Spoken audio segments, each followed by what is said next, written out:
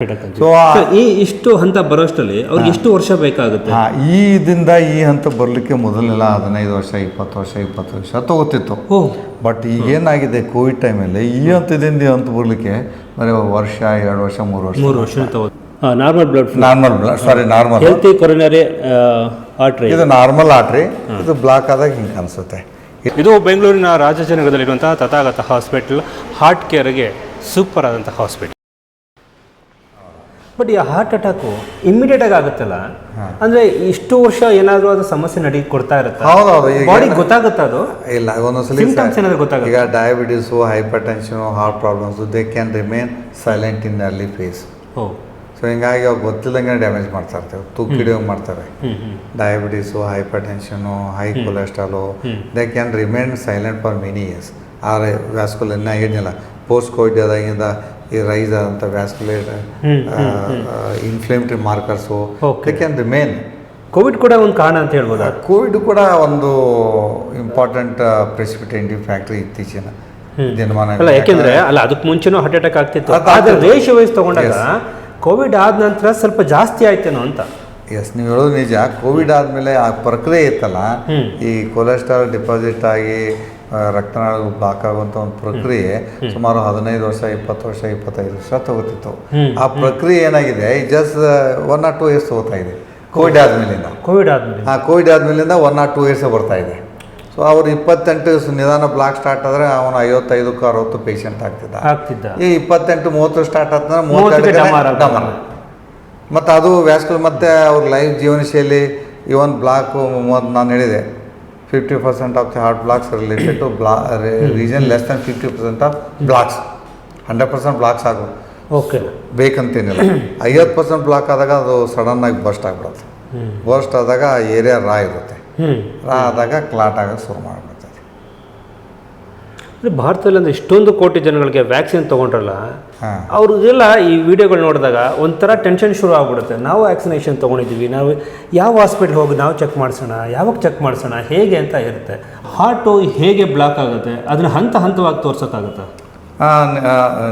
ಭಾಳ ಒಳ್ಳೆಯ ಪ್ರಶ್ನೆ ಇದು. ನೋಡಿ, ನಾನು ಕ್ರಾಸ್ ಸೆಕ್ಷನ್ ಬ್ಲಡ್ ಪೈಪ್, ಈ ಬ್ಲಡ್ ಪೈಪು ಎಲ್ಲೇ ಇರ್ಬೋದು, ಹಾರ್ಟಲ್ಲಿ ಇರ್ಬೋದು, ಕಿಡ್ನಿಯಲ್ಲಿ ಇರ್ಬೋದು, ಬ್ರೈನಲ್ಲಿ ಇರ್ಬೋದು, ಅಥವಾ ಕಾಲಲ್ಲಿ ಇರ್ಬೋದು.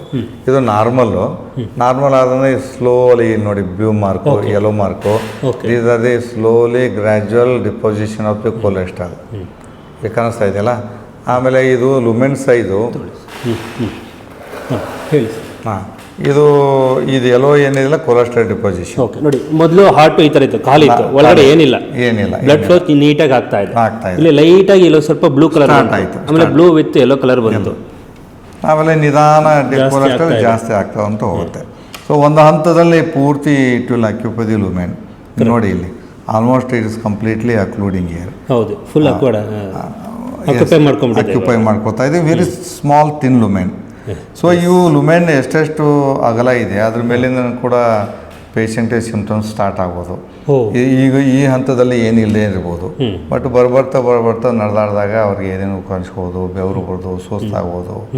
ಮೊದಲೆಲ್ಲ 5 ಫ್ಲೋರ್ ಹೋಗ್ತಿದೆ, 1 ಫ್ಲೋರ್ಗೆ ಹೋಗೋಕ್ಕಾಗಲ್ಲ. ಸೊ ಈ ಥರ ನಿಧಾನವಾಗಿ ಅವ್ರಿಗೆ ಗ್ರ್ಯಾಜುವಲಿ ಸಿಂಪ್ಟಮ್ಸ್ ಇಲ್ಲಿ ಇನ್ಕ್ರೀಸ್.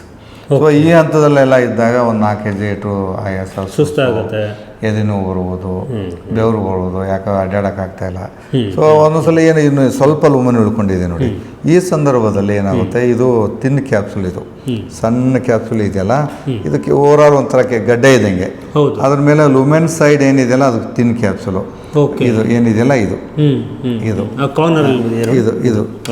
ಈ ತಿನ್ ಕ್ಯಾಪ್ಸುಲ್ ಏನಿದೆಯಲ್ಲ, during fit of anger, stress, tension, binge drinking, heavy smoking, ಅಥವಾ even sometimes inflammation, lung infection, ಹೊಟ್ಟೆ ಇನ್ಫೆಕ್ಷನು, ಬಾಡಿಯಲ್ಲಿ ಏನೇ ಇನ್ಫೆಕ್ಷನ್ ಆದರೂ they can precipitate. It can suddenly rupture ಆಗಿಬಿಡುತ್ತೆ. ರಪ್ಚರ್ ಆದಾಗ ಇದೇನಾಗುತ್ತೆ, ಬ್ಲಡ್ ಕ್ಲಾಟ್ ಆಗಿ ಇದು ಪೂರ್ತಿ ಲುಮೆನ್ ಅಕ್ಯುಪೈ ಆಗಿಬಿಡುತ್ತೆ. ಫುಲ್ ಬ್ಲಾಕ್ ಆಗಿಬಿಡುತ್ತೆ. ಹೌದು, ಬ್ಲಾಕ್ ಆದಾಗ, ಅಕ್ಯುಪೈ ಆದಾಗ ಇಲ್ಲಿ ಮುಂದ್ಗಡೆ ಬ್ಲಡ್ ಫ್ಲೋ ನಿಂತ್ಬಿಡುತ್ತೆ. ನಿಂತಾಗನೇ ಅದನ್ನ ನಾವು ಹಾರ್ಟ್ ಅಟ್ಯಾಕ್ ಅಂತೀವಿ. ಅಂದ್ರೆ ಹೃದಯಕ್ಕೆ ಹೋಗುವಂತ ರಕ್ತ ಸ್ಟಾಪ್ ಆಗೋಗ್ಬಿಡುತ್ತೆ. ಇದು ಹೃದಯದ ಯಾವ ಭಾಗಕ್ಕೆ ಈ ರಕ್ತನಾಳ ಸಪ್ಲೈ ಮಾಡುತ್ತಲ್ಲ ಅದು ಬ್ಲಾಕ್ ಆಗಿಬಿಡುತ್ತೆ. ಬ್ಲಾಕ್ ಆದಾಗ ಆ ಹೃದಯದ ಭಾಗ ಮಾತ್ರ ಸತ್ತೋಗುತ್ತೆ. ಅದನ್ನು ನಾವು ನಮ್ಮ ಲ್ಯಾಂಗ್ವೇಜಲ್ಲಿ ಮೆಡಿಕಲ್ ಟರ್ಮಲ್ಲಿ ಮಯೋಕಾರ್ಡಿಯಲ್ ಇನ್ಫಾಕ್ಷನ್ ಅಂತೀವಿ. ಬಟ್ ಇನ್ ಕಾಮನ್ ಲೇಮನ್ ಟರ್ಮ್ಸಲ್ಲಿ ಹಾರ್ಟ್ ಅಟ್ಯಾಕ್ ಅಂತೀವಿ. ಹಾರ್ಟ್ ಅಟ್ಯಾಕ್ ಅಂತ. ಸೊ ಈ ಇಷ್ಟು ಹಂತ ಬರೋಷ್ಟರಲ್ಲಿ ಅವ್ರಿಗೆ ಎಷ್ಟು ವರ್ಷ ಬೇಕಾಗುತ್ತೆ? ಈ ಇದರಿಂದ ಈ ಹಂತ ಬರಲಿಕ್ಕೆ ಮೊದಲೆಲ್ಲ 15 ವರ್ಷ 20 ವರ್ಷ ತಗೋತಿತ್ತು. ಬಟ್ ಈಗೇನಾಗಿದೆ ಕೋವಿಡ್ ಟೈಮಲ್ಲಿ ಈ ಹಂತದಿಂದ ಈ ಹಂತ ಬರಲಿಕ್ಕೆ ಬರೀ ವರ್ಷ 2 ವರ್ಷ 3 ವರ್ಷ ತಗೋತಾ ಇದೆ. ಬೇಗ ಆಗ್ತದೆ ಆ ಪ್ರಕ್ರಿಯೆ. That process of formation plaque ಏನಿದೆಯಲ್ಲ, what is to take about long time, ನಾವು it is taking very short time. ಅದಕ್ಕೆ ಈಗ 20 ವರ್ಷಕ್ಕೆ ಬರೋಂಥದ್ದು ಈಗ 2 ವರ್ಷಕ್ಕೆ ಬಂದು ಇದೆ. ಈ ಪ್ರಕ್ರಿಯೆ process of formation of this is happening very fast. So ಹಿಂಗಾಗಿ 30 ವರ್ಷಕ್ಕೆ ಸ್ಟಾರ್ಟ್ ಆತಂದ್ರೆ ಈ becomes patient just 30 to 33 years. 20 years start ಆದ್ರೆ 30 to 30, 40 ಮೊದಲು 50ಕ್ಕೆ ಶುರುವಾಗ್ತಿತ್ತು, 70 80ರಲ್ಲಿ ಮುಗಿತಾ ಇತ್ತು. ಇವಾಗ 25 26ಕ್ಕೆ ಶುರುವಾಗಿ 28 ಮುಗಿದೋಗ್ತಾ ಇದೆ. 30 ಅವು ಯಾವ ಏಜ್ ಸ್ಟಾರ್ಟ್ ಆಗತ್ತೆ ಅದ್ರ ಮೇಲಿಂದ. ಅಂದ್ರೆ ಈ ಬ್ಲಾಕೇಜ್ ಇವಾಗ ಫಾಸ್ಟ್ ಆಗಿ ಅದು ಬ್ಲಾಕ್ ಆಗ್ತಾ ಇದೆ. ಓಕೆ. ಸೊ ಇದು ಬಹಳ ಇಂಪಾರ್ಟೆಂಟ್. ಮತ್ತೆ ಎಲ್ಲ ಬ್ಲಾಕ್ ಆದದ್ದು ಕೂಡ ಈ block can remain stable for long time. ಹೌದಾ? ಹೌದು, ಭಾಳ ವರ್ಷನೂ ಇರ್ಬೋದು. ಬಟ್ ಇನ್ಫ್ಲಮೇಟರಿ ಮಾರ್ಕರ್ಸ್ ಜಾಸ್ತಿ ಆದಾಗ ಅವತ್ತು ಅವ್ರಿಗೆ ಸ್ಟ್ರೆಸ್ಸು ಟೆನ್ಷನು ಏನಾದ್ರು lifestyle, this all related to lifestyle. Any change in lifestyle which can cause rupture of this block. ಹೌದಾ? ಆದಾಗ ಬ್ಲಡ್ ಕ್ಲಾಟ್ ಆಗುತ್ತೆ. ಸರಿ, ಈಗ ಆಯ್ತು. ಈಗ ಹಾರ್ಟಲ್ಲಿ ಪೂರ್ತಿ ಖಾಲಿ ಆಯಿತು, ಬರೀ ಬ್ಲಡ್ ಮಾತ್ರ ಫ್ಲೋ ಆಗ್ತಾ ಇತ್ತು. ಬರ್ತಾ ಬ್ಲಾಕೇಜ್ ಶುರು ಆಯಿತು ಅಂತ. ಹೌದು.